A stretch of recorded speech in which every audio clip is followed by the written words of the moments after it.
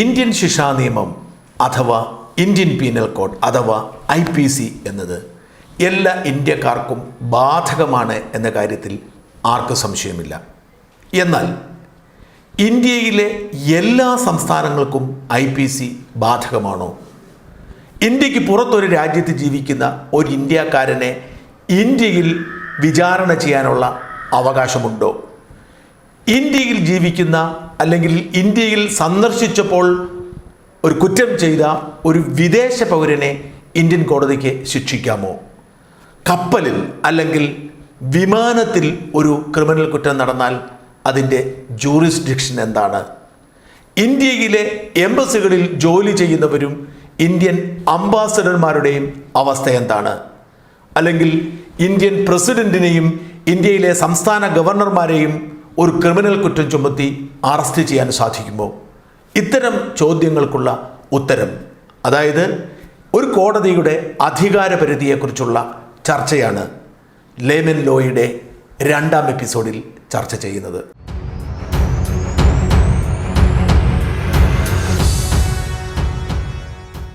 ആദ്യമേ പറയട്ടെ, എല്ലാ ഇന്ത്യക്കാർക്കും ഇത് ബാധകമാണ്.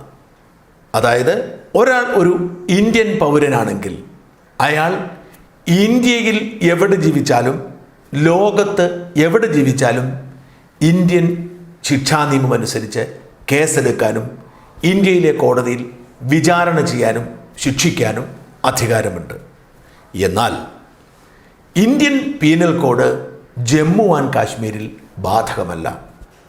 ഇന്ത്യയിലെ എല്ലാ സംസ്ഥാനങ്ങൾക്കും ബാധകമാണ് എന്ന് പറയുമ്പോഴും ജമ്മു കാശ്മീരിൻ്റെ പ്രത്യേക പദവി മൂലം അവിടെ റൺബീർ കോഡ് എന്ന പേരിൽ ഒരു പ്രത്യേക ശിക്ഷാ നിയമമാണ് ഉണ്ടാക്കിയിരിക്കുന്നത്. അതുകൊണ്ട് കാശ്മീരിൽ താമസിക്കുന്ന കശ്മീരി ഒറിജിനായിട്ടുള്ള ജമ്മു കാശ്മീർ അതിർത്തിയിൽ താമസിക്കുന്ന ഒരാൾക്കും ഇന്ത്യൻ ശിക്ഷാ നിയമം ബാധകമല്ല. രണ്ടാമത്തെ കാര്യം, ഇന്ത്യ മഹാരാജ്യത്ത് എവിടെ ആര് കുറ്റം ചെയ്താലും അതിനെക്കുറിച്ച് കേസെടുക്കാനും വിചാരണ നടത്താനും ശിക്ഷിക്കാനും അധികാരമുണ്ട് എന്നുള്ളതാണ്. ഞാൻ മുമ്പ് സൂചിപ്പിച്ചിരുന്നു, ലോകത്തെവിടെയും ഒരു ഇന്ത്യക്കാരൻ കുറ്റം ചെയ്താൽ ഇവിടെ വിചാരണ നടത്താൻ പറ്റും. അതേസമയം ഇന്ത്യയിൽ ഒരു വിദേശി കുറ്റം ചെയ്താലും അമേരിക്കയിൽ നിന്നോ ഇംഗ്ലണ്ടിൽ നിന്നോ എത്തുന്ന ഒരാൾ, അയാൾ സന്ദർശക വിസയിൽ എത്തിയതാവാം, അല്ലെങ്കിൽ ഇവിടെ ജോലി ചെയ്യുന്നയാളാം, ഇവിടെ കുറ്റം ചെയ്താൽ അവർക്കെതിരെ ഇവിടെ കേസെടുക്കാനും വിചാരണ നടത്താനും പറ്റും. അടുത്ത ചോദ്യം, കപ്പലുകൾ, ഇന്ത്യയിൽ രജിസ്റ്റർ ചെയ്തിരിക്കുന്ന ഒരു കപ്പൽ അല്ലെങ്കിൽ ഇന്ത്യയിൽ രജിസ്റ്റർ ചെയ്തിരിക്കുന്ന ഒരു വിമാനം, ഈ 2 വാഹനങ്ങളിൽ ഒരു ക്രിമിനൽ കുറ്റം നടന്നാൽ അത് വിദേശിയാണെങ്കിലും ശരി ഇന്ത്യക്കാരനാണെങ്കിലും ശരി ഇന്ത്യയിൽ കേസെടുക്കാം, അന്വേഷിക്കാം. ഉദാഹരണത്തിന് എയർ ഇന്ത്യ വിമാനം അമേരിക്കയിലെ ഒരു എയർപോർട്ടിൽ ലാൻഡ് ചെയ്തപ്പോൾ അവിടെ വെച്ച് ആ വിമാനത്തിൻ്റെ അകത്ത് വെച്ച് ഒരു അടിപിടി ഉണ്ടാവുകയോ ഒരു കൊലപാതകം ഉണ്ടാവുകയോ ഒക്കെ ചെയ്താൽ അത് ഇന്ത്യക്കാരനാണെങ്കിലും ശരി അതിൽ ആ കൊലപാതകം നടത്തിയതും കൊലപാതകത്തിന് ഇരയായതും ഒക്കെ ഒരു വിദേശ പൗരനാണെങ്കിലും ശരി ഇന്ത്യയിൽ രജിസ്റ്റർ ചെയ്ത വിമാനം എന്ന നിലയിൽ ഇന്ത്യയിൽ കേസെടുക്കാം. ലോകത്തെ എല്ലാ രാജ്യങ്ങൾക്കും ഒരു ടെറിട്ടോറിയൽ വാട്ടർ എന്ന് പറയുന്ന ഒരു അതിർത്തി കൂടിയുണ്ട്. നമ്മുടെ കടലിൻ്റെ ഒരു അതിർത്തി നിശ്ചയിക്കുന്നതാണ്. പലതരത്തിലാണ് അതിനെ അളക്കുന്നത്. 12 നോട്ടിക്കൽ മൈൽ വരെ നമ്മുടെ സ്വന്തമാണ്. 24 നോട്ടിക്കൽ മൈൽ വരെ നമ്മുടെ അധികാര പരിധിയിൽപ്പെട്ടതാണ്. അപ്പം ഈ 12 നോട്ടിക്കൽ മൈലിനും അല്ലെങ്കിൽ 24 നോട്ടിക്കൽ മൈലിനും ഇടയിൽ വെച്ചാണ് ഒരു കപ്പൽ പ്രശ്നം ഉണ്ടാകുന്നത്, കപ്പലിൽ താമസിക്കുന്ന ഒരു പ്രശ്നം ഉണ്ടാക്കുന്നതെങ്കിലും ഇന്ത്യയുടെ അധികാര പരിധിയിൽപ്പെട്ടതാണ്. ശ്രദ്ധിക്കേണ്ട കാര്യം, ആ കപ്പൽ ഒരു വിദേശ കപ്പലാണെന്ന് കരുതുക. ആ വിദേശ കപ്പൽ ഈ 24 നോട്ടിക്കൽ മൈലിൻ്റെ ഇടയിൽ വെച്ച് ഒരു കൊലപാതകമോ അല്ലെങ്കിൽ അവിടെ ഒരു ക്രിമിനൽ കുറ്റമോ നടന്നാലും അതിൽ ഇരയായിരിക്കുന്നതും കുറ്റം ചെയ്തതും വിദേശ പൗരനാണെങ്കിലും വിദേശത്ത് രജിസ്റ്റർ ചെയ്ത കപ്പലാണെങ്കിലും കേസെടുക്കാൻ പറ്റും. അതാണ് നമ്മുടെ കേരളത്തിൻ്റെ അതിർത്തിയിൽ വെച്ച് നടന്ന ഇറ്റാലിയൻ മറൈനുകൾ കേരളത്തിലെ മത്സ്യത്തൊഴിലാളികളെ വെടിവെച്ച് കൊന്ന കേസിൽ സംഭവിച്ചത്. അവിടെ 12 നോട്ടിക്കൽ മൈലിനടിയിൽ അകത്തായിരുന്നു നടന്നതെങ്കിൽ കേരള പോലീസിന് ഇടപെടാമായിരുന്നു. അവിടെയാണ് അത് സുപ്രീം കോടതി കേരള പോലീസിനെ ഒഴിവാക്കിയത്. ഇത് 20 നോട്ടിക്കൽ മൈലിലാണ് നടന്നത്. അതുകൊണ്ട് കേരള പോലീസിന് അധികാരമില്ല. അസമയം 24 നോട്ടിക്കൽ മൈലിന് അകത്ത് നടന്നതുകൊണ്ട് ഇന്ത്യയിൽ നടന്നതായാണ് കണക്കാക്കുന്നത്. അതുകൊണ്ട് പക്ഷേ ഡൽഹിയിൽ പ്രത്യേകമായി നമ്മൾ ഇന്ത്യ രാജ്യമാണ് നേരിടുന്നത്, കേരളമല്ല.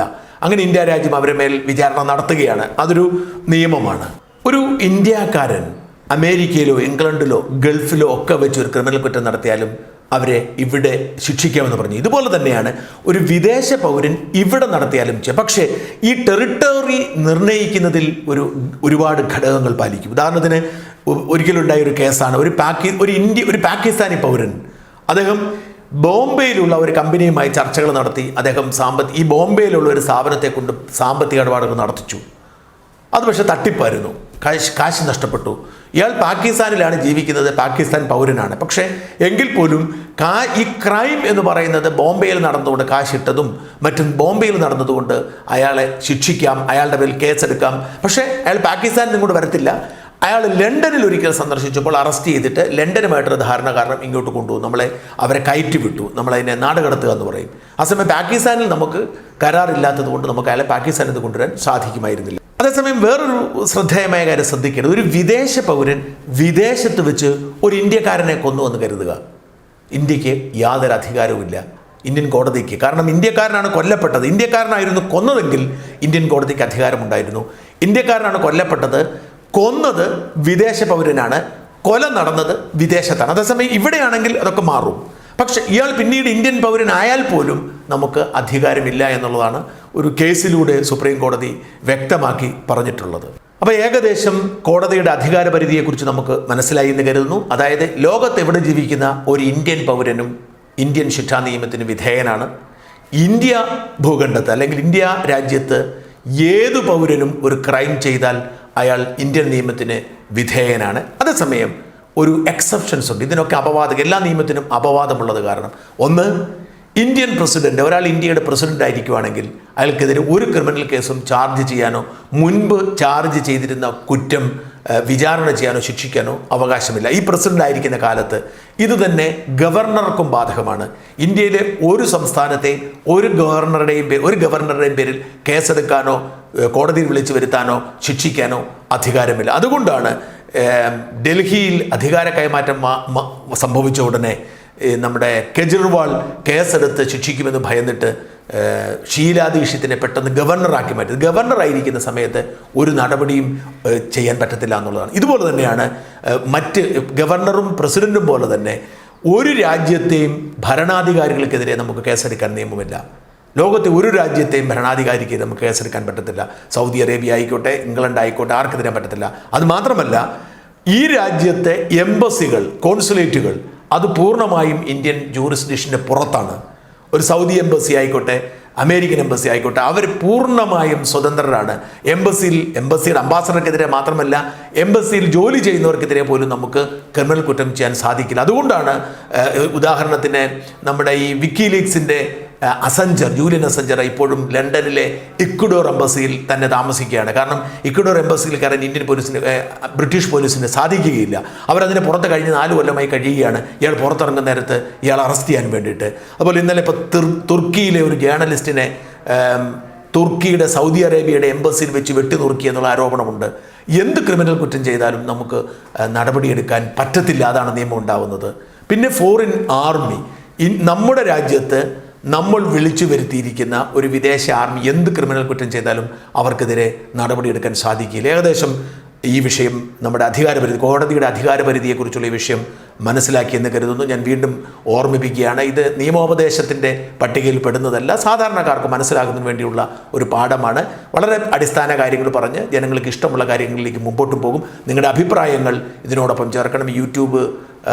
യൂട്യൂബ് കമൻറ്റ് ബോക്സിൽ നിങ്ങളുടെ അഭിപ്രായങ്ങൾ ചേർക്കണം. നിങ്ങൾ പറയുന്നതനുസരിച്ച് മാത്രമേ ഇതിനെ മെച്ചപ്പെടുത്താൻ സാധിക്കൂ. നന്ദി.